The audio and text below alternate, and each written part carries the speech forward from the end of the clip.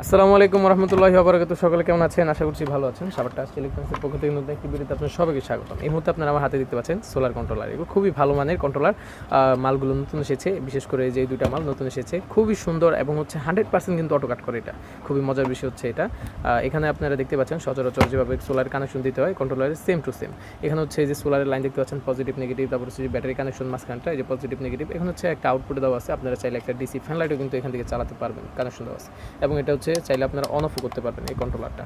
তো যারা এই কন্ট্রোলারগুলো নিতে চান, যাদের 100 ওয়াট প্যানেল 100 ওয়াট প্যানেল, তারা হচ্ছে ছোটোটা নিতে পারবেন। 130 ওয়াট পর্যন্ত এটার ভিতরে দেওয়া যাবে, 12 ভোল্টের প্যানেল।